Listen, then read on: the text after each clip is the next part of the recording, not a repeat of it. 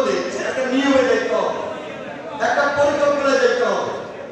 যদি এই যে অন্তর্বর্তীকালীন সরকার তারা যদি প্রথম মাস, সেকেন্ড মাস, তৃতীয় মাস, চতুর্থ মাস এইভাবে ভাগ করে নিতে, যে কোন মাসে কোন কাজটুকু দায়িত্ব নেওয়ার কাজ করবো, দেশ একটা স্বাধীন, তাহলে একটা স্বাধীন বিচার ব্যবস্থা প্রায়োরিটি বেসিস।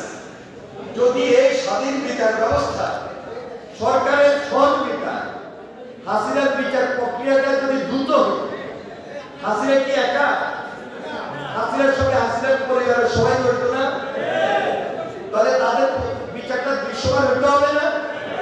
হাসিনার বিচার, হাসিনার পরিবারের বিচার যদি দৃশ্যমান হয়ে যেত কদিনে, মানুষের এই বক্তব্যটা আসতো না। এরপরে দেখেন হাসিনার পরিবারের বাইরে হাসিনার দোষর যারা মন্ত্রী ছিল, যারা এমপি ছিল, এরা সবাই লুটতরাজের সঙ্গে জড়িত ছিল, দুঃশাসনের সঙ্গে জড়িত ছিল, গুম খুনের সঙ্গে জড়িত ছিল, রক্তের চাকরি শুকিয়ে গেল। এদের বিচারও এখন দৃশ্যমান। তাহলে এই বিচারগুলো তো দৃশ্যমান হওয়া উচিত। আমরা তো বারবার বলতেছি যে প্রায়োরিটি বেসিস হাসিনার বিচার, হাসিনার পরিবারের বিচার এবং দোষীদের বিচারটা আগে করতে হবে।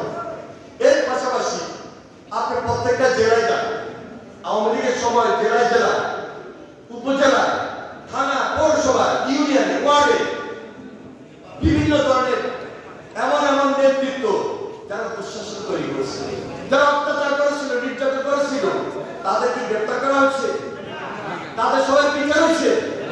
যদি এই সব প্রক্রিয়াটা যদি গত 7 মাসে হয়ে যেত, অথবা আরো যদি 2-3 মাসে হয়ে যায়, তাহলে আওয়ামী লীগ নিষিদ্ধ গুরুত্বপূর্ণ না আওয়ামী লীগের বিচারটা গুরুত্বপূর্ণ? বিচার।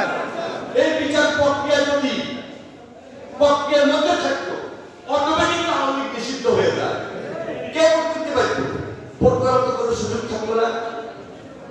বিচারটা কোনো হচ্ছে না, এটা কিন্তু আমাদের মনে কষ্ট। আমরা যারা আন্দোলন সংগ্রাম করছি, আমরা যারা নির্যাতিত হয়েছি, এটা আমাদের